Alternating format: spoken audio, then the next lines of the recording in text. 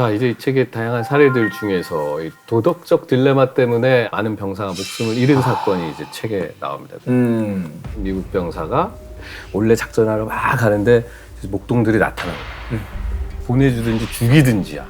근데 내가 만약 보내주면 얘네가 가서 탈레반에 가서 미군들이 찾아오고 있어요. 이러면 다 준비할 거 아니에요.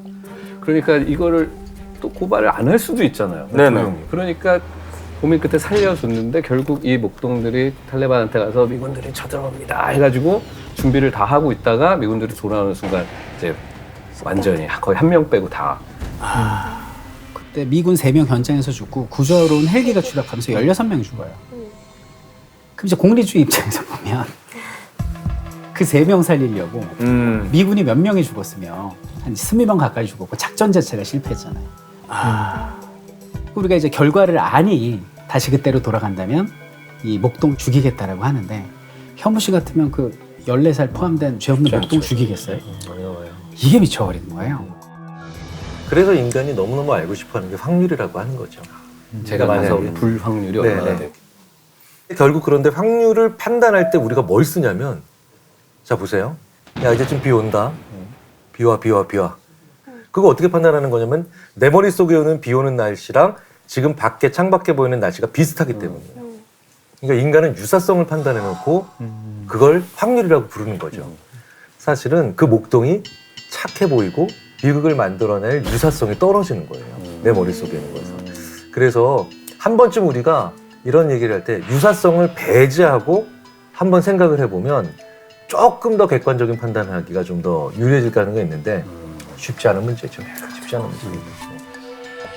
자, 여기 또 하나의 사례는 아까 설쌤이 말씀하셨죠. 표류 중인 배에서 17세 소년 리차드 파커를 죽이고 남은 사람이 구조될 때까지 그 살과 피로 목숨을 이어간 충격적인 사건이 있었습니다. 근데 이게 제가 이거 좀 찾아보다가 그 소년 이름이 리차드 파커였어요. 그 죽은.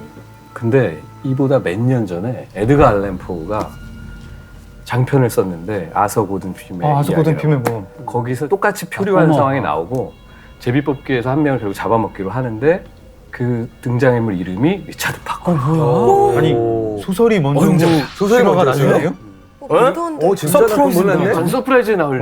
그래서 이 이름이 언제 우리한테 또 나오냐 하면 라이프 오브 파이에 어머. 거기 호랑이가 하나 같이 타잖아요. 맞아. 그 호랑이 이름이 리차드 파커예요. 근데 뭐야? 이거는 그거는 이제 이제- 작가가 이제 설정으로는 이제 이 작가 머리엔 틀림없이 이전 이야기들이 들어있었어요. 그것도 배 위에서 둘이 표류하는 그렇죠. 얘기잖아요. 아, 이거 파이는 뒤 거라고 해도 그건 네. 너무 소름 돋는다. 아, 이거 시기적으로 훨씬 앞서요. 네, 아까 몇 년 앞선 거예요. 심장 연구에서는 뭐 아주 전형적인 답이 공포예요.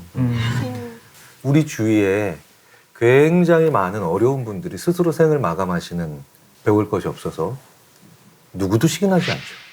스스로 같이 생을 마감하는 한이 있더라도 그런 행동을 하지 않잖아요. 그런데 지금 그 조난, 표류 특징이 바로 공포예요. 근데 공포가 극한의 공포가 오면 그 반작용으로서 극한의 다른 감정을 본능을 극단치로 끌어올려서 훨씬 더 통제가 불가능한 감정으로 만들어 버립니다. 그러니까 공포로 무언가를 통제하려고 하는 것은 결국은 식인이나 식인의 준하는 거의 완벽히 정의가 무너지는 것 같은 느낌을 만들어낼 테니까 제일 안 좋은 방법으로 사람을 다스리는 거죠. 근데 굉장히 많은 곳에선 여전히 일어나고 있다. 공포심을 만들어서 사람을 컨트롤하려고 하죠. 그렇죠? 이 이야기 자체는 굉장히 정말 막 가슴이 너무 아픈 이야기잖아요. 근데 이게 아까 그 최대 달성 최대 행복을 주장한 제러미 벤담의 공리주의라면 이들의 행동은 정의일 수 있다. 그렇죠.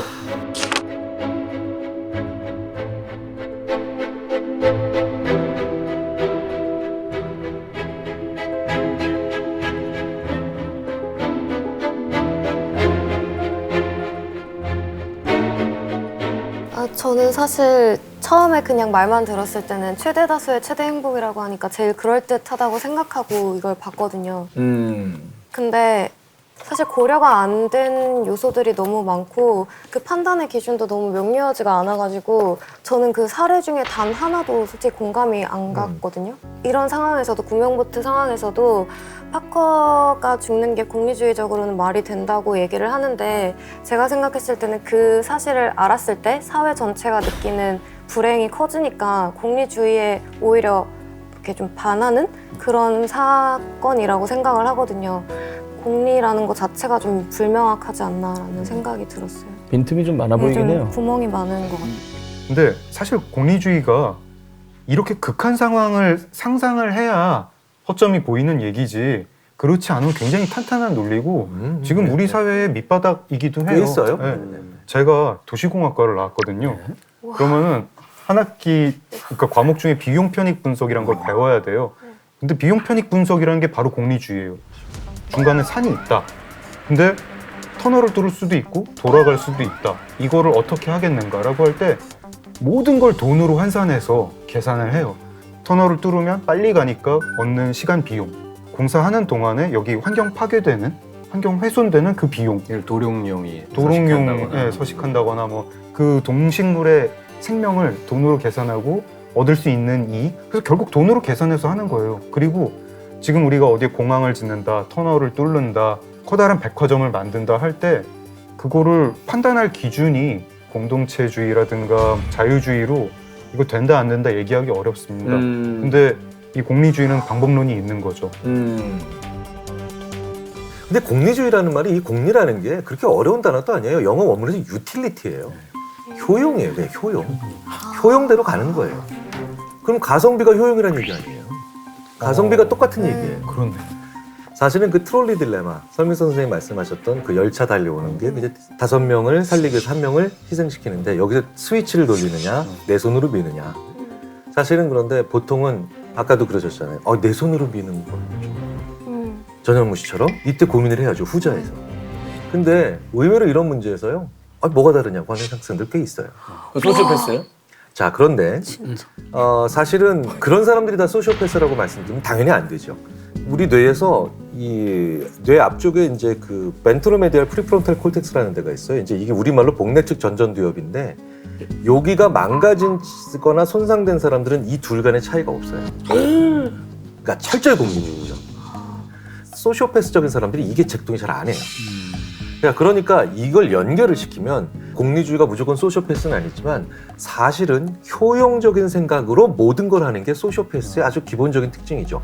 사람과 도구를 구별하지 않는다. 그래서 사람을 도구처럼 쓴다. 이게 가장 소시오패스적 생각이거든요. 자, 그렇기 때문에 공리주의를 강하게 주장하는 사회나 공리주의가 만연한 사회, 조금 더 연결을 해보면 소시오패스적 사회죠.